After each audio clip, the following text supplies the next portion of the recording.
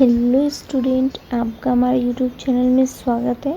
आज हमारा 14वीं क्लास है और हम आज पढ़ेंगे कम्युनिकेबल डाइसेस के बारे में, संचारी रोग के बारे में पढ़ेंगे।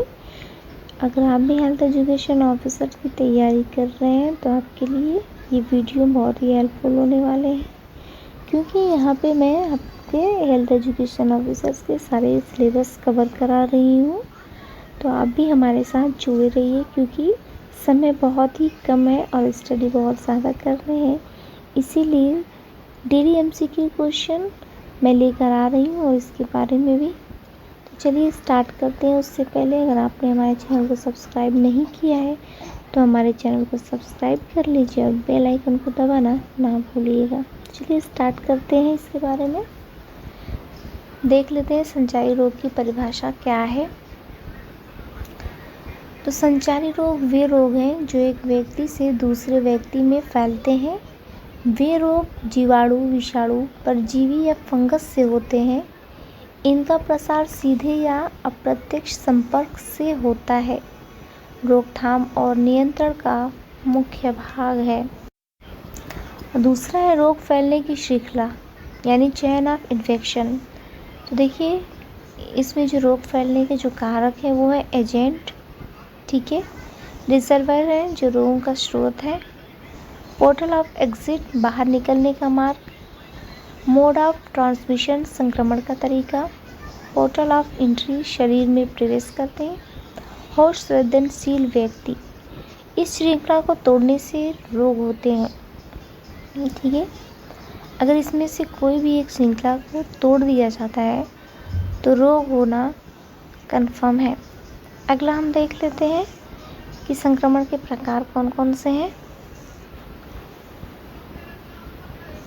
देखिए, संक्रमण प्रकार डायरेक्ट ट्रांसमिशन है इसका ये, और अगला जो है वो सीधे संपर्क से होते हैं, यौन संपर्क और बूंदों से भी। और जो है ये इनका इनडायरेक्ट ट्रांसमिशन जो है ये हवा से होते हैं, ये पानी से भी होते हैं, ये भोजन से भी, ये कीट द्वारा भी होते हैं और दूषित वस्तु से भी ये रोग होते हैं। और इसके प्रमुख संचारी रोग जो हैं, टीबी के बारे में हम जान लेते हैं। फेफड़ों का जीवाणु संक्रमण है और टीबी जो होता है वो हवा से फैलता है। और इसके क्या क्या लक्षण होते हैं देख लीजिए। खांसी 2 सप्ताह से अधिक, बुखार और वज़न घट रहा है। इसके लक्षण में आते हैं अगर वज़न घट रहा है तो, और ज़्यादातर खांसी, अगर 2 सप्ताह से ज़्यादा खांसी आए तो टीबी के लक्षण हैं। बीसीजी टीका बचाव में सहायक होता है और डॉट्स उपचार पद्धति है। मलेरिया के बारे में देख लेते हैं। मलेरिया जो है मादा एनोफ्लिज मच्छर के काटने से फैलता है। प्लाज्मोडियम जो है परजीवी कारण है और इसमें जो लक्षण है वो ठंड लगना, बुखार और पसीना आना है। मच्छरदानी और लार्वा नियंत्रण है, बहुत ज़रूरी है मच्छरदानी लगाना। जब मच्छरें ज़्यादा होती हैं तो होता है ना कि मच्छरदानी सबसे ज़्यादा सेफ होती है, ठीक है। अब डेंगू के बारे में पढ़ लेते हैं। डेंगू जो है वो एडीज मच्छर के काटने से फैलता है और ये दिन में काटने वाला मच्छर है। ये चीज़ आप ध्यान रखिएगा, डेंगू जो है वो दिन में काटने वाला मच्छर है और इसके लक्षण जो है तेज़ बुखार आना, प्लेटलेट्स कम होना। आप अपने घर में पानी कहीं भी जमा ना होने दें जिससे मच्छर पैदा हो और ये डेंगू की शिकायत आए। चूलेरा देख लेते हैं कि इसमें क्या है, पानी से फैलने वाला ये रोग है। चूलेरा पानी से फैलने वाला रोग है। ये वाइब्रोचुलेरिया जीवाणु कारक है और इसका लक्षण है पानी जैसा दस्त और इसमें ORS और स्वच्छ जल बचाव है। ORS पीने से पानी की कमी नहीं होती है, इसीलिए। अब हम खसरा के बारे में पढ़ लेते हैं। मेस्लिस, खसरा जो है वो वायरस से होती है, हवा से नहीं होती है, ये बात आप याद रखिएगा। वायरस से होती है खसरा, खसरा वायरस से होती है। हवा से ये फैलती है, खसरा रोग जो है वो हवा से फैलती है, हवा से नहीं होती है, ये वायरस से ही होती है, लेकिन हवा से ये और फैलती है ये बीमारी। और इसमें जो लक्षण है वो बुखार आते हैं और छोटे छोटे स्किन पे दाने हो जाते हैं। और इसमें टीकाकरण लगवाना बहुत ज़रूरी है। ठीक, खसरा के जो टीकाकरण आते हैं ये आपको लगाना बहुत ज़रूरी है। खसरे के टीके 9th मंथ में शिशुओं को दी जाती हैं। HIV एड्स जो है वो वायरस जनित रोग है जो असुरक्षित यौन संबंध से फैलता है और ये संक्रमित रक्त से फैलता है। माँ से बच्चे में भी फैल सकता है, इसीलिए ART उपचार उपलब्ध हैं। अब हेपेटाइटिस बी में कौन कौन से टीके लगते हैं? ये वायरस जनित रोग है, रक्त और यौन संपर्क से फैलता है और इसमें भी टीका उपलब्ध है। हेपेटाइटिस बी का भी टीका लगता है। रोकथाम के जो स्तर हैं वो देख लीजिए।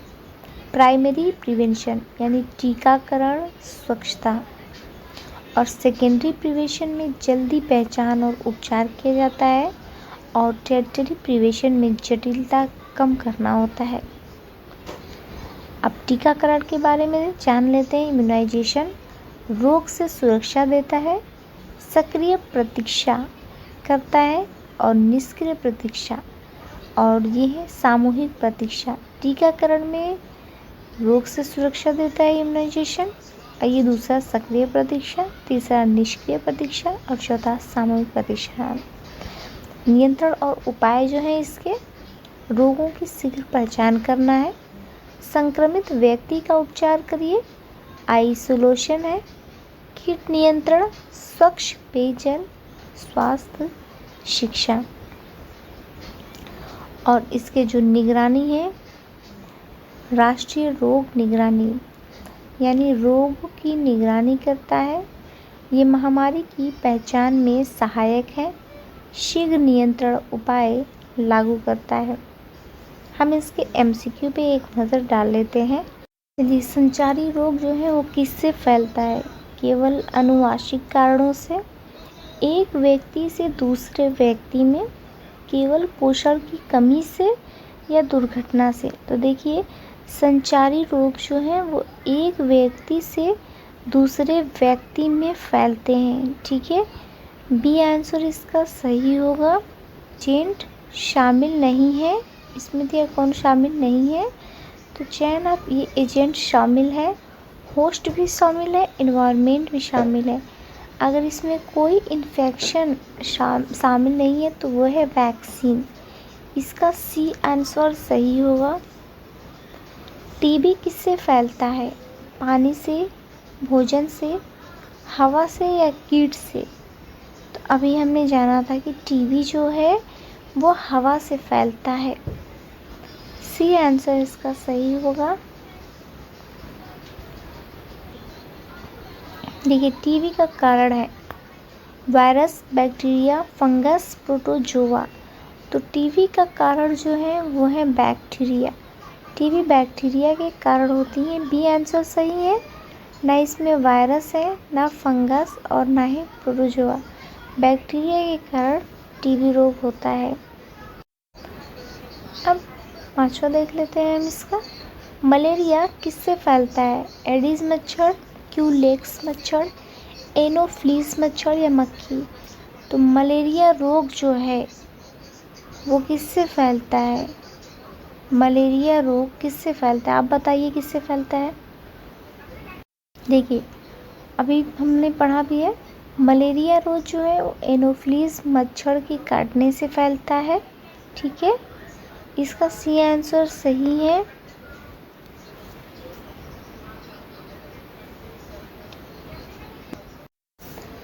देखिए, डेंगू का वाहक है, डेंगू किससे फैलता है? एनोफ्लीस, एडिस, क्यूलेक्स या मक्खी? तो डेंगू जो है वो डेंगू एडिस मच्छर के काटने से फैलते हैं, बी आंसर सही है। एनोफ्लीज मच्छर से तो मलेरिया होते हैं, ठीक। और क्यूलेक्स मच्छर से फाइलेरिया होते हैं। ये हमने पढ़ा है, हमारे चैनल पे अपलोड है इसके बारे में, लेकिन अभी हम संचारी रोग के बारे में पढ़ रहे हैं। अगला देख लेते हैं। अगला जो है ये किससे फैलता है?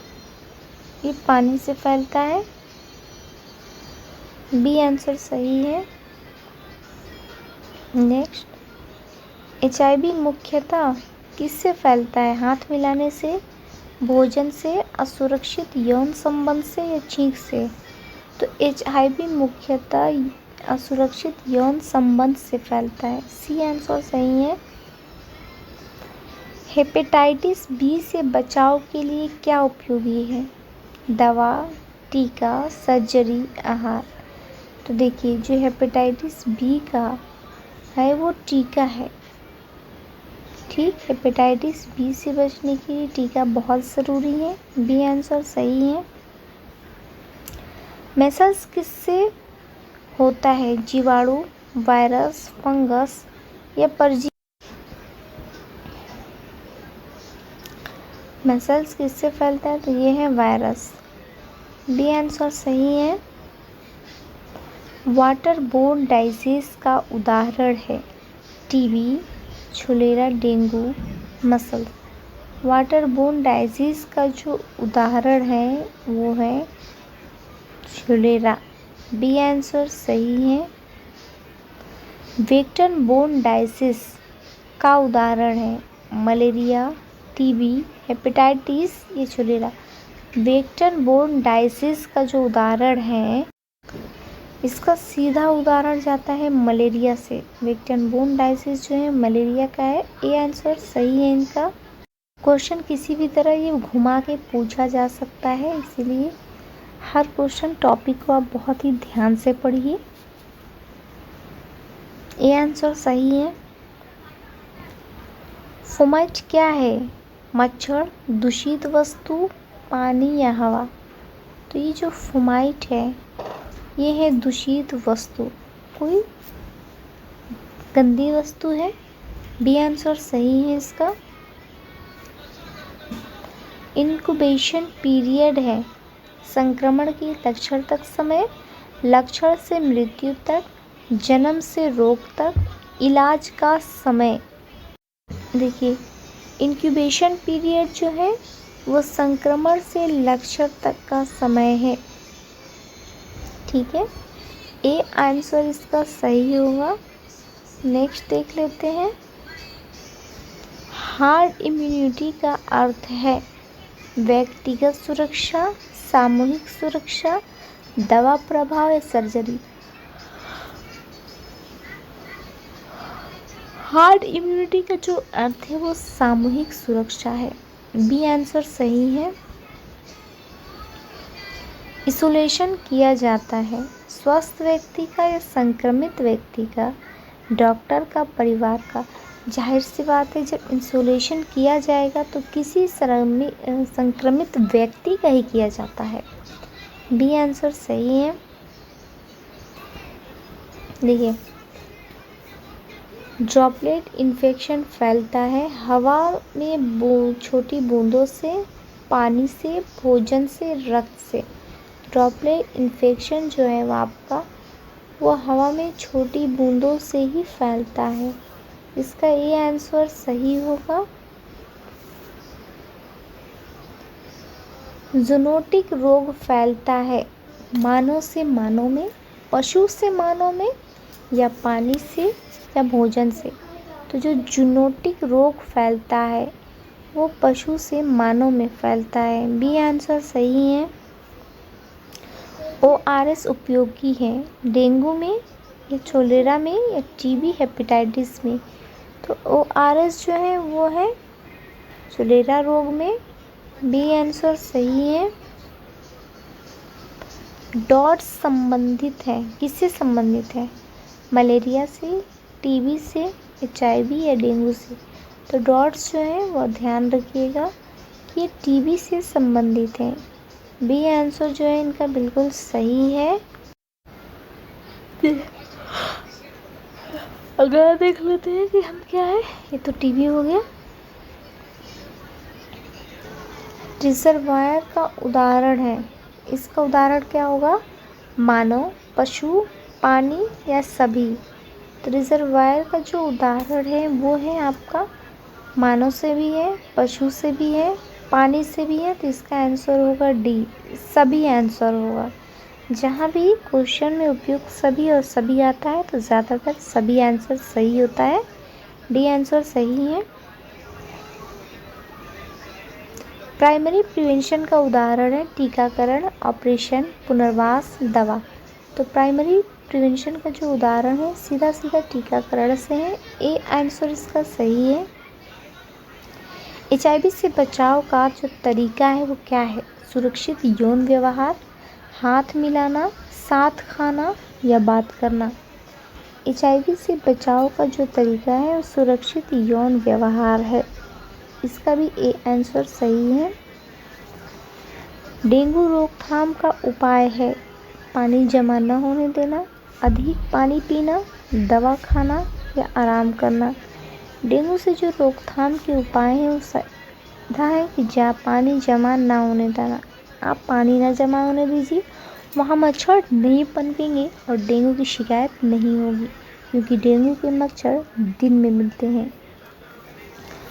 ए आंसर इसका सही है। टीबी का टीका है, टीबी का कौन सा टीका है? DPT, BCG, OPV या TT? देखिए टीबी का टीका जो है वो BCG का टीका है, जो जन्म के, ठीक है, जो जन्म के तुरंत बाद या कुछ हफ्ते बाद जो टीके लगते हैं BCG का टीका दिया जाता है। BCG का जो टीका दिया जाता है वो टीबी से बचाव के लिए होता है। ये टीका टीबी से बचाव के लिए BCG का दिया जाता है, जो बाएं हाथ के ऊपरी हिस्से में लगती है। ठीक, BCG का टीका है। बी आंसर इसका सही है।